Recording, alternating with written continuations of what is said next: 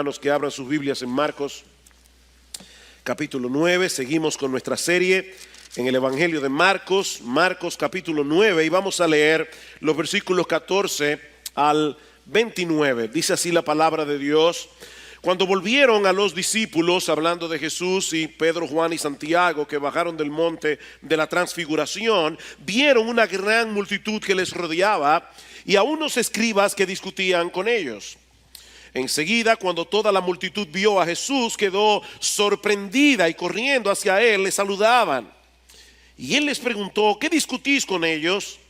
Y uno de la multitud les respondió: Maestro, te traje a mi hijo que tiene un espíritu mudo y siempre que se apodera de él lo derriba y echa espumarajos, cruje los dientes y se va consumiendo. Y dije a tus discípulos que lo expulsaran, pero no pudieron. Respondiéndole Jesús dijo: oh generación incrédula, ¿hasta cuándo estaré con vosotros? ¿Hasta cuándo os tendré que soportar? Traédmelo. Y se lo trajeron. Y cuando el espíritu vio a Jesús, al instante sacudió con violencia al muchacho, y éste, cayendo a tierra, se revolcaba echando espumarajos. Jesús preguntó al padre: ¿cuánto tiempo hace que le sucede esto? Y él respondió: desde su niñez. Y muchas veces lo ha echado en el fuego y también en el agua para destruirlo. Pero si tú puedes hacer algo, ten misericordia de nosotros y ayúdanos. Jesús le dijo: ¿cómo si tú puedes? Todas las cosas son posibles para el que cree.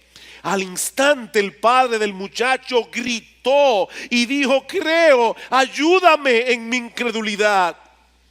Cuando Jesús vio que se agolpaba una multitud, reprendió al espíritu inmundo diciéndole: espíritu mudo y sordo, yo te ordeno, sal de él y no vuelvas a entrar en él.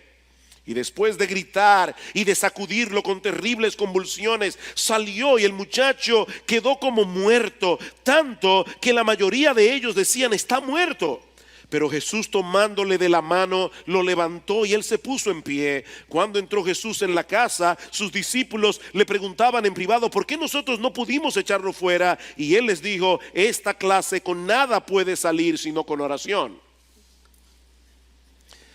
Uno de los grandes artistas del Renacimiento italiano fue el pintor y arquitecto Rafael.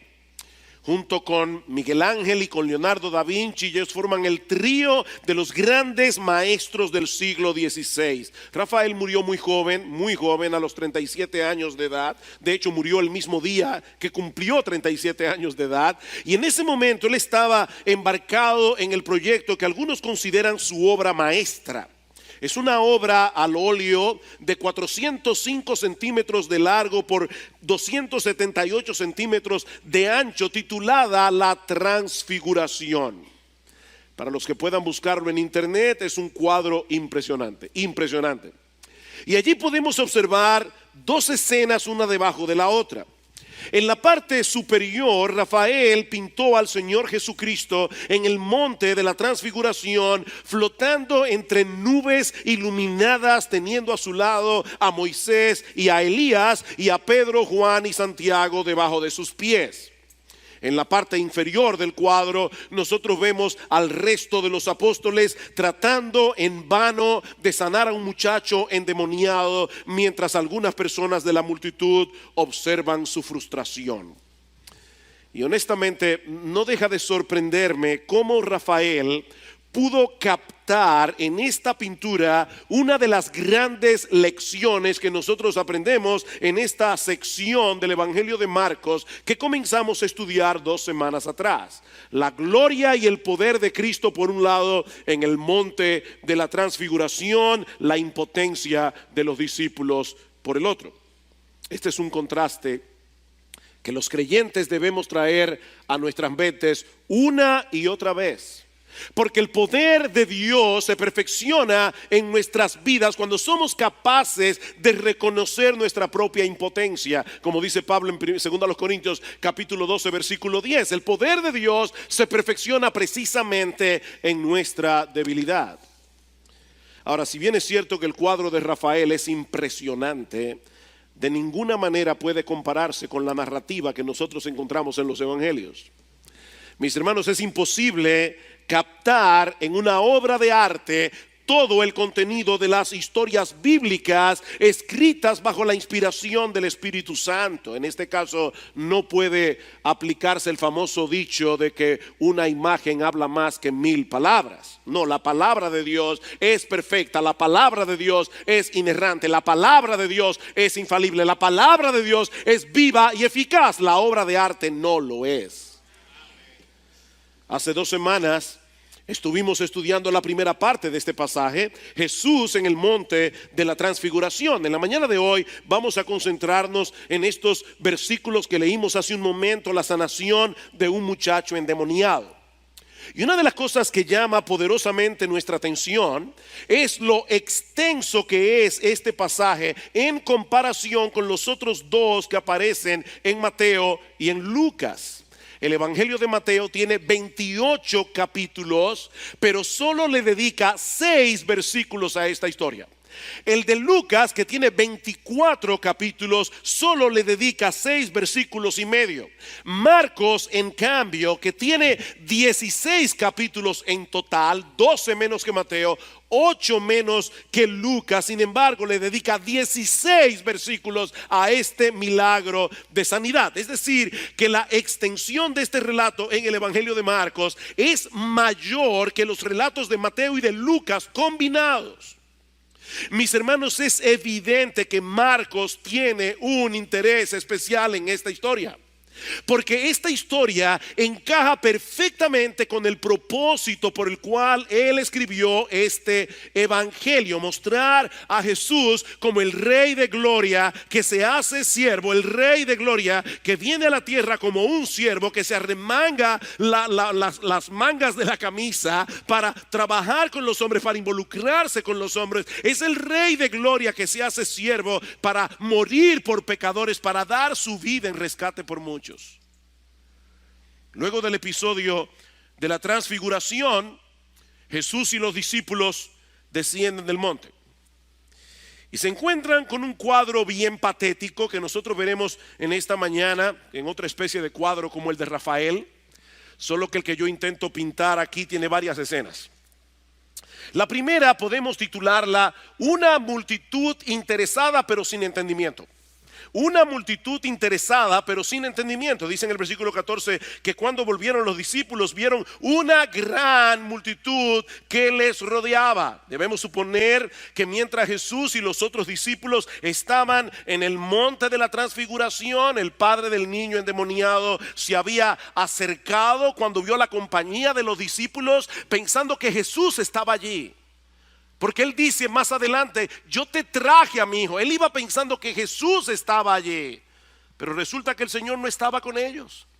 Así que los apóstoles hacen su mejor esfuerzo para sanar al muchacho, pero dice el texto que ellos fracasan en el intento. Y los escribas, que eran como la Gestapo de aquella época, ellos estaban siempre allí esperando ver algún fracaso de parte de Jesús y de parte de los discípulos. Los escribas aprovechan la oportunidad para avergonzar a los discípulos delante de toda la multitud. Por supuesto, era más fácil ridiculizarlos cuando Jesús no estaba con ellos. Pero aparentemente estaban tan absortos en la discusión que ellos no se dieron cuenta de que el Señor había bajado del monte y se estaba dirigiendo directamente hacia ellos. Y Marcos nos dice que tan pronto ellos vieron al Señor, todos corrieron hacia Él sorprendidos. Y la palabra que se usa aquí expresa un estado emocional muy intenso, un estado emocional que en algunos casos puede llegar a ser preocupante. Esta es una palabra que solo aparece 2 veces más en todo el Nuevo Testamento. Y las 2 veces únicamente en el Evangelio de Marcos. La primera aparece en Marcos capítulo 14 versículo 33 para describir la angustia del Señor en el huerto de Getsemaní. La segunda vez aparece en Marcos capítulo 16 versículo 5 para describir el espanto de Pedro y de Juan cuando llegaron a la tumba del Señor y se dieron cuenta que estaba vacía. Yo no sé cuántos de ustedes han visto la historia histeria que sufren algunas personas cuando de repente se encuentran delante de un artista famoso. Me acuerdo siempre esa fecha, esa vez cuando los Beatles llegaron a Estados Unidos.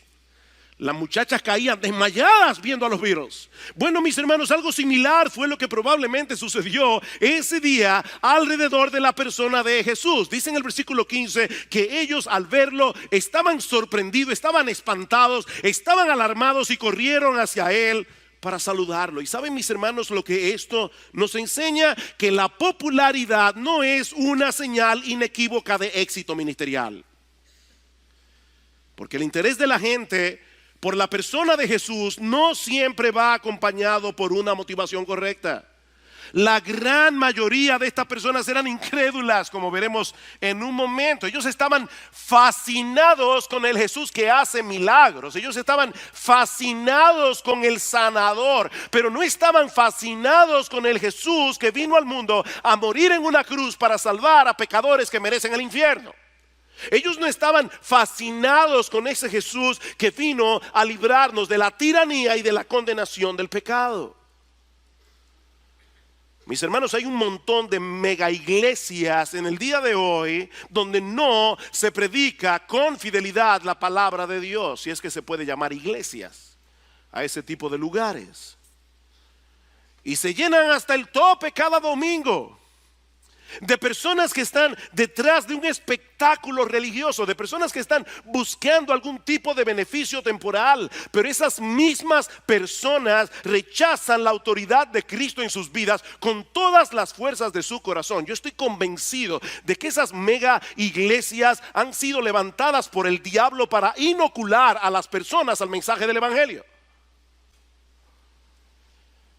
Por si acaso, no es que haya nada de malo en iglesias grandes. Yo no estoy diciendo eso. Quiere el Señor seguir trayendo multitudes a las iglesias donde se predica fielmente el evangelio. Lo que yo estoy diciendo, mis hermanos, es que nosotros debemos recordar que los números nunca son en sí mismos un síntoma de la bendición de Dios. Pero el Señor es tan bueno. El Señor es tan bueno que por encima de las malas motivaciones de los hombres, Él siempre está dispuesto a hacer el bien. Y eso nos lleva a la segunda escena de este relato, que yo he titulado Un padre angustiado y unos discípulos incompetentes. Versículo 16.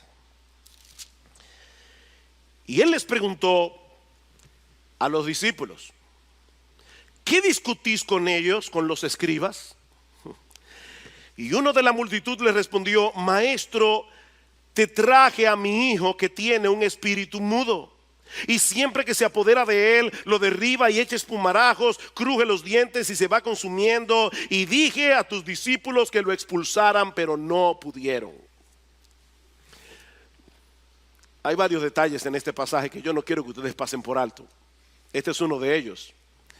La pregunta de Jesús fue dirigida a los discípulos, pero ellos no respondieron absolutamente nada. Y yo imagino que probablemente la vergüenza de haber fracasado les había cerrado la boca. Pero entonces sale este hombre de la multitud y le explica a Jesús qué es lo que ha sucedido. Su hijo estaba poseído por un demonio, y sus discípulos no habían podido hacer absolutamente nada al respecto. Y yo estoy consciente de que hoy en día hay mucha gente sofisticada que no cree en posesiones demoníacas. Pero hermano, yo quiero que ustedes noten que aquí no dice que el muchacho estaba sufriendo de alguna enfermedad natural y que esta gente supersticiosa se le estaba atribuyendo a un demonio. No, lo que este texto nos enseña es que el muchacho realmente estaba endemoniado. Él estaba endemoniado.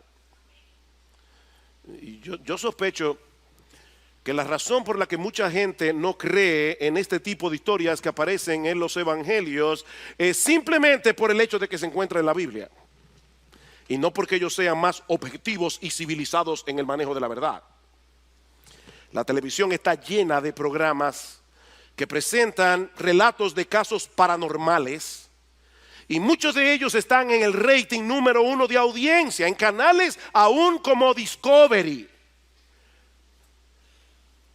a la casa de fantasmas. Ese es un programa de Discovery. Cuando los fantasmas atacan, encuentros con extraterrestres, historias de ultratumba, portales hacia la muerte. Las mismas personas que rechazan los relatos de la Biblia son capaces de creer este tipo de cosas. Por eso se ha dicho con mucha razón que el problema de los incrédulos no es que sean incapaces de creer la verdad, es que son capaces de creer cualquier cosa menos la verdad. Ellos son capaces de creer cualquier cosa. Pero mis hermanos, nosotros tenemos todas las razones del mundo para confiar plenamente en el relato bíblico, porque esta es la palabra de Dios. Es la palabra de Dios, infalible, inerrante, inspirada por el Espíritu Santo. Y este pasaje no solo nos dice que este muchacho estaba endemoniado, sino que al mismo tiempo, en una forma muy vívida, con muchos detalles, Marcos quiere presentarnos aquí la verdadera cara de la maldad. El demonio había hecho miserable la vida de este muchacho y la vida de sus padres. Él no podía hablar, él no podía huir, él tenía convulsiones. Más adelante el padre le dice a Jesús que muchas veces el demonio arrojaba a este muchacho al agua, lo arrojaba al fuego tratando de destruirlo. Queridos hermanos, esta es la verdadera cara de la maldad. ¿Saben cuál es el problema que tú y yo tenemos en nuestra lucha con el pecado? Que lo malo no nos parece tan malo como es en realidad. Ese es el problema. El pecado nos resulta atractivo. El pecado sigue siendo destructor, porque el diablo nos presenta el departamento de publicidad y nos esconde el veneno, nos esconde el anzuelo. El chisme no parece tan malo, la murmuración no parece tan mala, la pornografía tampoco.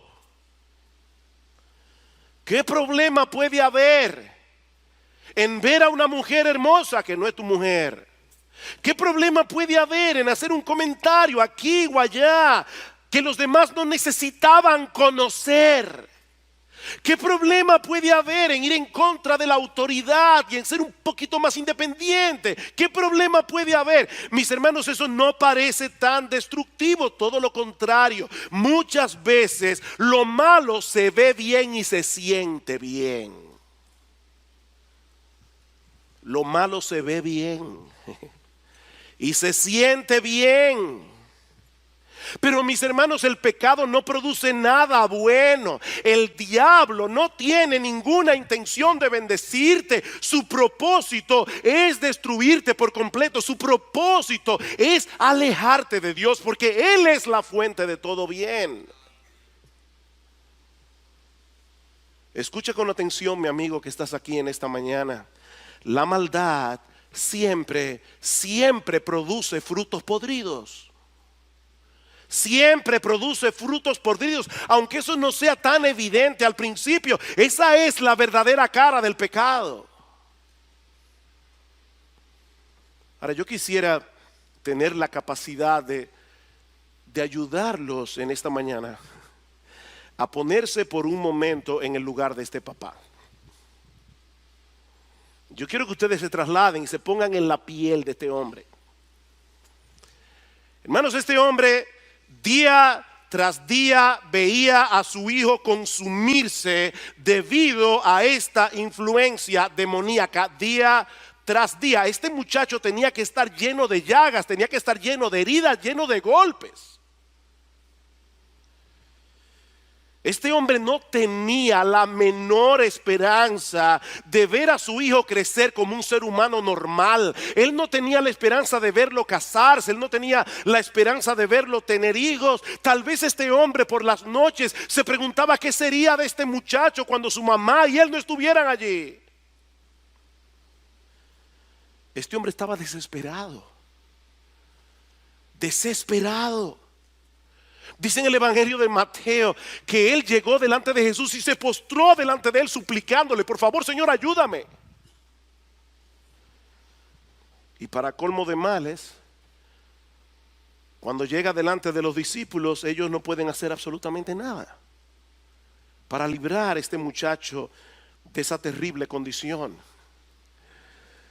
Pero ahora el Señor está presente allí con ellos y el panorama cambió por completo, y eso nos lleva a la tercera escena de este relato que yo he titulado Una reacción airada pero compasiva.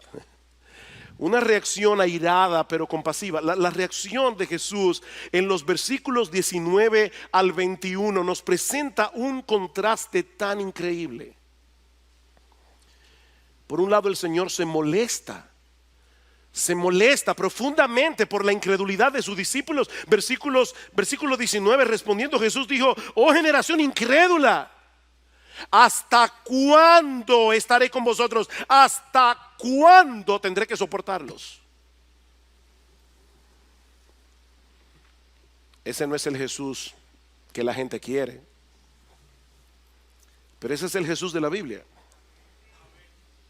Mis hermanos, Jesús está revelando aquí el profundo sentimiento de decepción que Él siente hacia sus discípulos por su falta de fe. Y esto es algo que debe ponernos a pensar. Sí, el Señor es increíblemente paciente con nuestras debilidades, pero estamos meditando al estudiar este pasaje, hermanos, no pensemos ni por un momento que Él reacciona con indiferencia ante nuestra incredulidad. Mis hermanos, la Biblia dice claramente en Hebreos capítulo 11, versículo 6, que sin fe es imposible agradar a Dios. Es imposible agradar a Dios. Y eso no se aplica únicamente a los incrédulos, eso se aplica también a los cristianos. Nuestra falta de fe es un insulto a Dios. Nuestra falta de fe es ofensiva a Dios porque pone en duda su carácter, pone en dudas la veracidad de sus promesas. Cristo se sintió exasperado por esta nueva manifestación de incredulidad de parte de sus discípulos. Sí, Él sabía que ellos iban a madurar. Él sabía que todos ellos iban a estar dispuestos a poner sus vidas en riesgo por la expansión del Evangelio. Pero en este momento, en esta historia, su incredulidad le desagradó profundamente. ¿Saben lo que eso significa, mis amados hermanos? Que nunca debemos reconciliarnos con nuestra falta de fe. Nunca debemos reconciliarnos con nuestra falta de fe. Mi hermano, por favor, mi hermana, por favor, deja de excusar tu falta de fe diciéndote a ti mismo y a ti misma para calmar tu conciencia. Después de todo, yo soy humano. Después de todo, yo no soy más que un hombre débil. Porque aunque todo eso es verdad, Dios nos ha dado en su palabra los recursos que nosotros necesitamos para pelear eficazmente contra las dudas que se levantan en el corazón. Ahora déjame decirte algo para calmar tu conciencia en lo que debes calmar tu conciencia. El problema no es que tú tengas dudas. De hecho, la mayoría de las veces que nosotros estamos en medio de un problema, la mayoría de las veces que nosotros estamos en medio de una aflicción, lo primero que se dispara no suele ser la fe, lo primero que se dispara suele ser la duda. Ese es un problema que todos llevamos en el corazón. Nunca podremos librarnos de las dudas de este lado del cielo. Nunca podremos hacer eso. El punto es que nosotros debemos mantenernos en pie de guerra luchando contra las dudas. Es que tenemos que llevar de vuelta nuestras almas a confiar plenamente en las promesas de Dios. Esa es la esencia de la fe. Es confiar en todo lo que Dios nos ha prometido en Cristo. Y yo tengo que volver y traer a mi alma una y otra vez, porque vivo luchando con la incredulidad. Yo no sé cuántas veces me he descubierto a mí mismo orando al Señor y pidiéndole por algo que carga mi corazón, y en el fondo dándome cuenta que no creo que Dios es capaz de hacerlo. Y he tenido que decirle ahí mismo: Señor, perdona mi incredulidad. Mis hermanos, debemos rogar al Señor constantemente que nos libre de la incredulidad.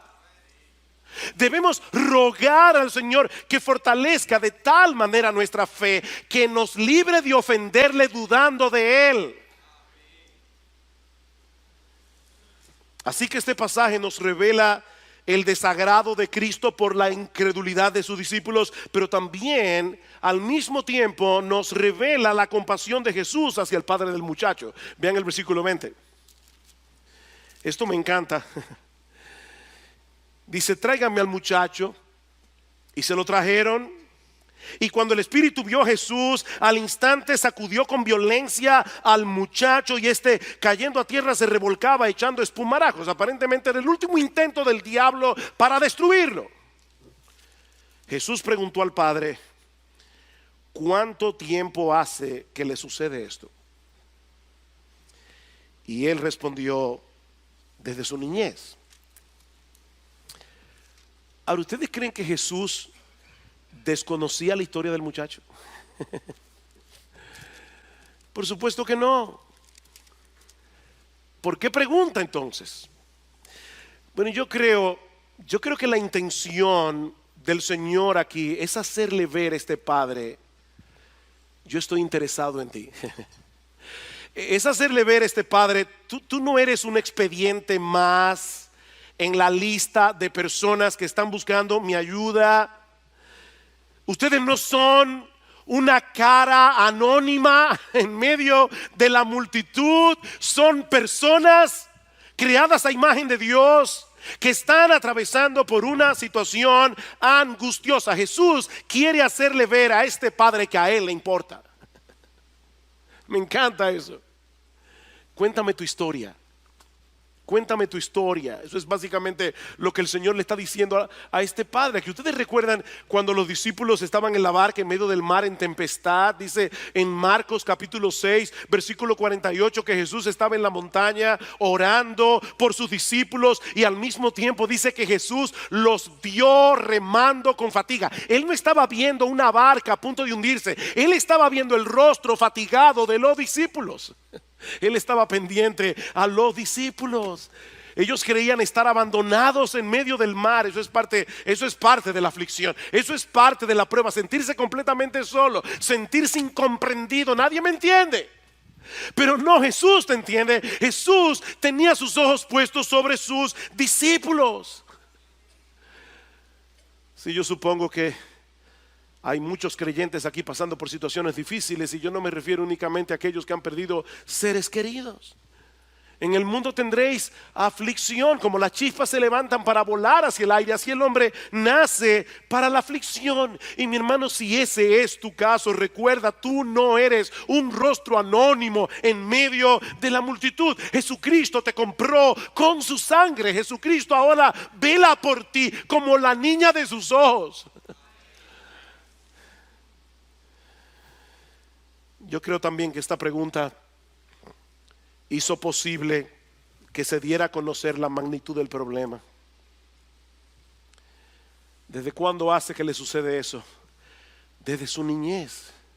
Desde su niñez. Hermanos, este muchacho llevaba años en medio de esa condición tan miserable. Y ahora por primera vez este padre ve una luz al final del túnel, porque Jesús está allí. Pero él tiene una lucha a muerte en el corazón. Y eso nos lleva a la cuarta escena, que yo he titulado Una fe real pero débil. Una fe real pero débil. Vean la segunda parte del versículo 22. Él le dice: pero si tú puedes hacer algo. Si tú puedes hacer algo, ten misericordia de nosotros y ayúdanos. Y Jesús le dijo: ¿cómo si tú puedes? ¿Cómo si tú puedes? ¿Estás bromeando? Todas las cosas son posibles para el que cree. La duda del padre no era si Jesús tenía la disposición de sanar a su hijo. No, la duda era si él podía hacerlo. Si realmente tienes la capacidad de hacer algo, es lo que este padre está diciendo. Por favor, yo te ruego que tengas compasión de nosotros. Y Jesús le responde que si tengo la capacidad de sanar a tu hijo, el problema no está en mi capacidad de sanarlo, el problema está en tu capacidad de creerlo. Todas las cosas son posibles para el que cree. Y por supuesto, hermano, de más está decir que esto no es un cheque en blanco para que nosotros pidamos a Dios todo lo que se nos antoje. ¿Qué dijimos que es la fe? La fe es la firme convicción de que Dios ha de cumplir todo lo que Él ha prometido. No todo lo que a mí se me antoje, todo lo que Él ha prometido. Y una de las cosas que Él ha prometido es hacernos bien y no mal todos los días de nuestra vida, aunque eso implique muchas veces decirnos que no. ¿Ven el punto? El punto es que la fe es como la llave que abre el cofre de los tesoros de Dios para sus hijos. Somos nosotros los que ponemos un límite a lo que Dios puede hacer en nosotros y a través de nosotros. Ahora, ¿qué es lo que el Señor está tratando de hacer aquí? Yo creo que Él está tratando de hacer dos cosas. La primera es retar la fe de este padre para llevarla a otro nivel. Él está retando la fe del Padre. Yo creo que Dios muchas veces nos coloca en situaciones donde Él reta nuestra fe. Por el otro lado, yo creo que Él está tratando de darle una lección a los discípulos, pero eso lo veremos en un momento. Él le dice a este padre: ¿cómo que si yo puedo? La pregunta es si tú crees. Y este hombre al instante, eso es lo que hace un papá, al instante, el padre del muchacho gritó: creo, ayúdame en mi incredulidad. Wow, qué honestidad. Este hombre realmente creía en Jesús. Él creía en Jesús, pero era una fe muy débil. Era una fe pequeña. Este hombre necesitaba crecer en su fe. Y para poder hacerlo, él hizo exactamente lo que él tenía que hacer: pedírselo a Jesús. Él hizo lo que él tenía que hacer: pedírselo a Jesús. Mis hermanos, dice en Hebreos capítulo 12, versículo 2, que Jesús, nuestro Señor y Salvador, Él es el autor, Él es el perfeccionador de nuestra fe. Este padre hizo exactamente lo que él debía hacer: reconocer delante del Señor que él estaba lleno de dudas y pedirle a Él la gracia que él necesitaba para poder seguir creciendo en fe. Y mis hermanos, hay una gran lección aquí para todos nosotros. Decía Juan Calvino que en todos los hombres la fe siempre está mezclada con incredulidad. Nadie llegará a tener tanta fe de este lado del cielo que deje de luchar con la incredulidad. Eso nunca va a pasar, no de este lado del cielo. Esa es una batalla que nosotros tenemos que pelear cada día, pero es una batalla que de ninguna manera podemos pelearla en nuestras propias fuerzas. Tú no puedes crear fe en ti por el simple hecho de decirte que debes tener fe. Este hombre no quiso aparentar tener lo que él no tenía. Con toda transparencia, con toda humildad, le dice al Señor: yo creo en ti, pero yo sé que no creo lo suficiente. Señor, en este momento yo tengo una guerra a muerte en mi corazón con las dudas. Yo tengo una guerra a muerte en mi corazón con la incredulidad. Pero yo sé que aún en eso tú puedes ayudarme. No solo en sanar a mi hijo, yo creo que tú puedes, Señor, y te lo ruego, ayudarme en mi incredulidad. ¿Y saben lo que hizo el Señor? Déjeme decirle primero lo que él no hizo. Jesús pudo haberle dicho a este hombre: lo siento mucho. Lo siento mucho. No hay nada que yo pueda hacer por ti hasta que dejes de dudar por completo. Purifica tu corazón de la incredulidad. Vuelve cuando tengas una fe más fuerte y entonces hablamos. No, eso no fue lo que él hizo. Tan pronto ese hombre reconoció su incapacidad, Jesús vino en su auxilio. No es una fe perfecta lo que se requiere, es reconocimiento de nuestra debilidad. Y eso nos lleva a la quinta escena de este pasaje, un despliegue de poder, autoridad y misericordia. Versículo 25, cuando Jesús vio que se agolpaba una multitud, reprendió al espíritu inmundo, diciendo: el espíritu mudo y sordo. Es la primera vez que se nos dice en el pasaje que el muchacho también era sordo. Yo te ordeno, sal de él y no vuelvas a entrar en él. ¿Y saben lo que sucedió? Después de gritar y de sacudirlo con terribles convulsiones, salió, el demonio salió. Y el muchacho se quedó como muerto, tanto que la mayoría de ellos decía: está muerto. Mis hermanos, no hay poder sobre la tierra que pueda ponerle resistencia a la autoridad de Jesús. No existe ese poder. Los discípulos no pudieron hacer absolutamente nada para librar a este muchacho de la opresión.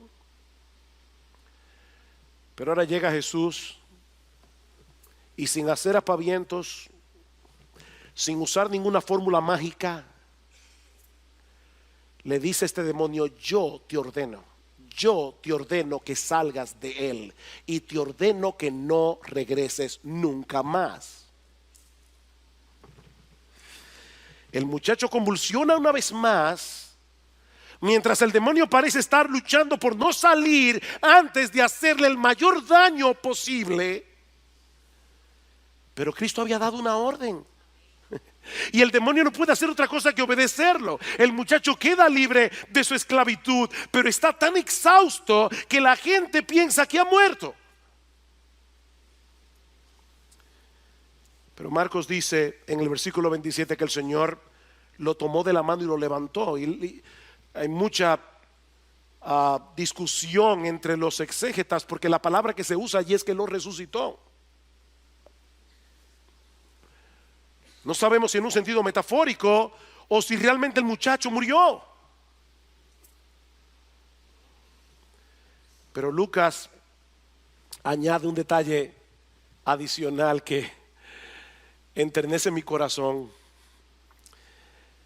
Dice en Lucas 9:42 que Jesús sanó al muchacho y se lo devolvió a su padre.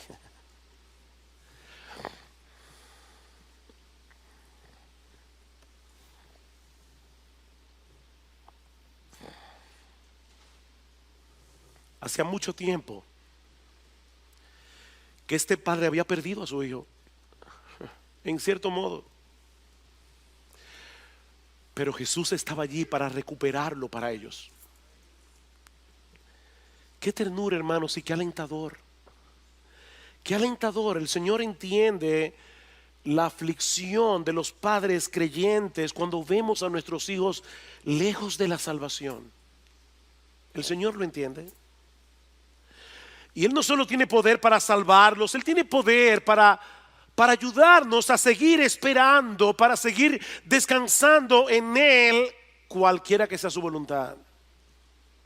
Cualquiera que sea su voluntad. Pero hay una escena más, la última escena,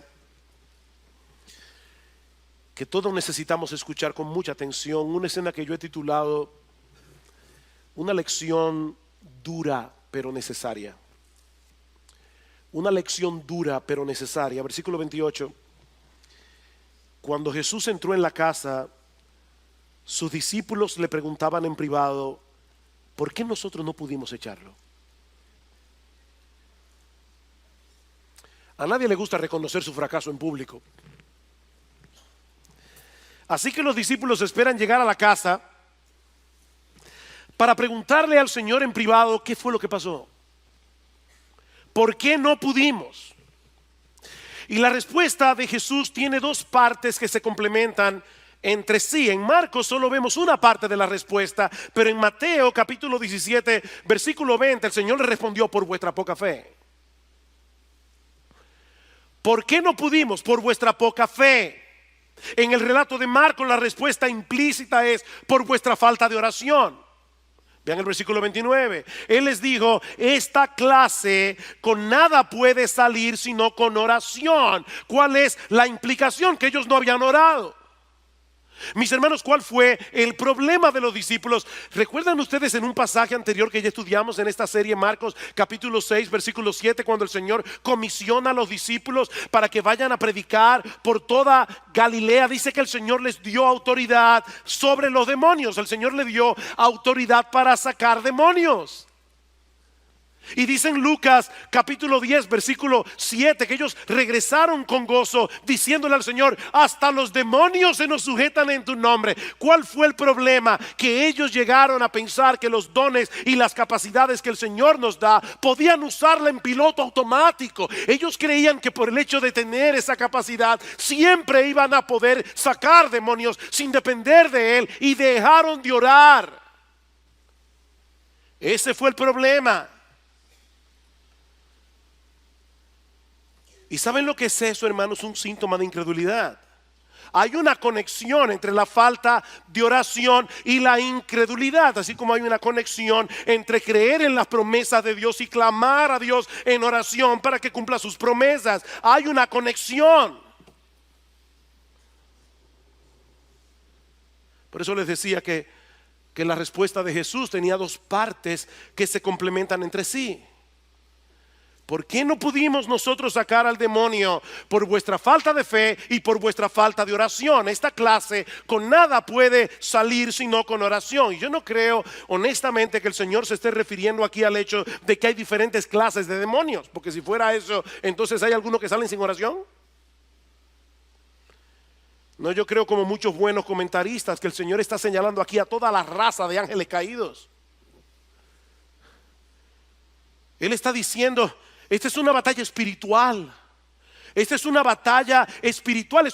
Nuestra lucha no es contra sangre y carne, es contra principados, es contra potestades, es contra huestes de maldad en las regiones celestes. Y de ninguna manera nosotros vamos a poder salir airosos de esta contienda a menos que peleemos en oración.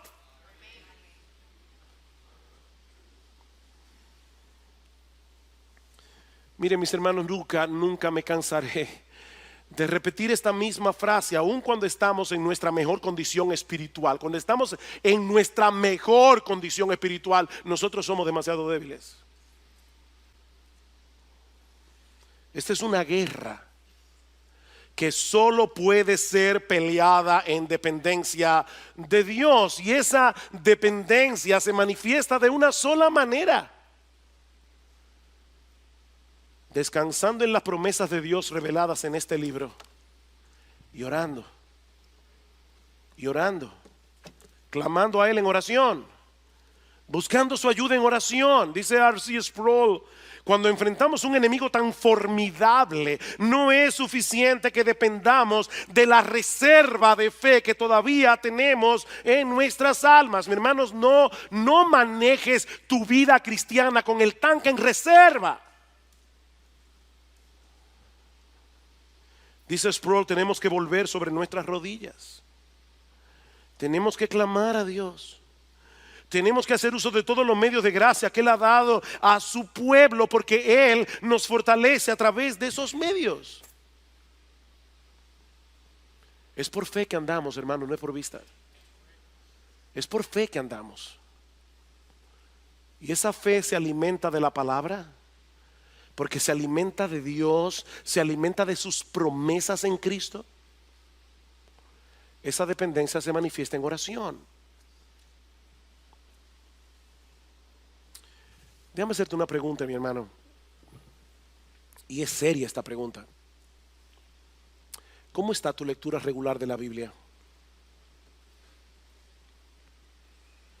¿Cómo está tu lectura regular de la Biblia?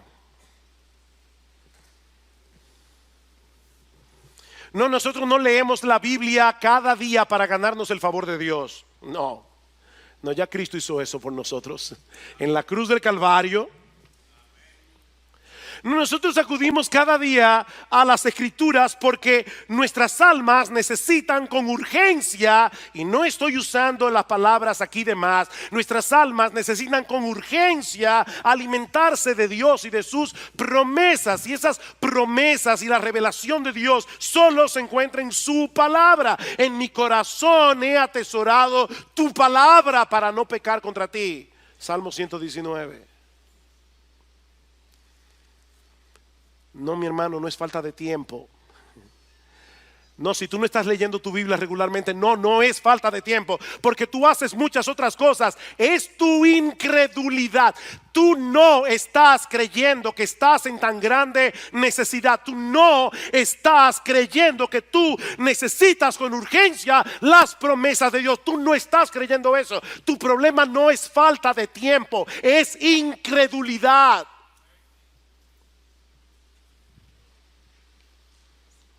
Hermanos, esto es serio.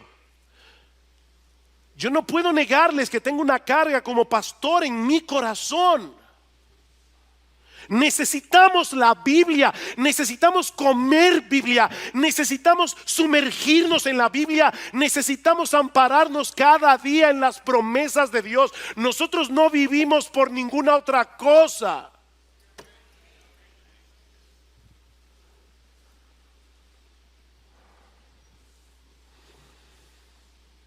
Mi hermano, ¿cómo está tu vida privada de oración?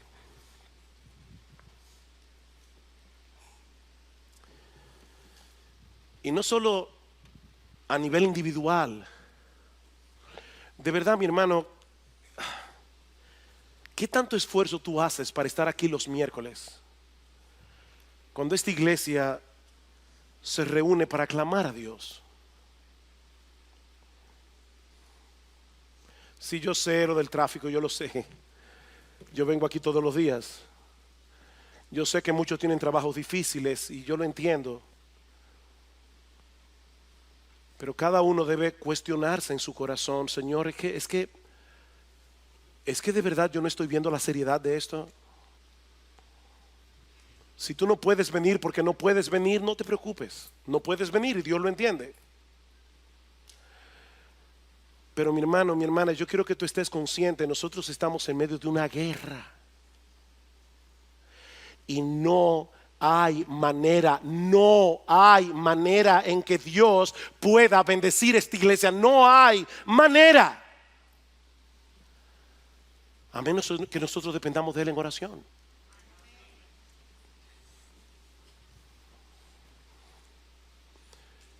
Y si el Espíritu Santo está golpeando tu conciencia, me alegro que lo haya hecho. Pero ¿sabes qué, mi hermano, mi hermana? La culpa no motiva a nadie. Yo no te estoy queriendo hacer que sentir culpable. Yo quiero llevarte al arrepentimiento. Yo quiero que esta iglesia entienda. Yo quiero que esta iglesia los miércoles se llene de creyentes que están aquí de rodillas rogando misericordia al Dios del cielo para que Dios explote este país con el evangelio. Hermanos, estamos diciendo esto porque nosotros no queremos pastorear una iglesia que funciona con piloto automático.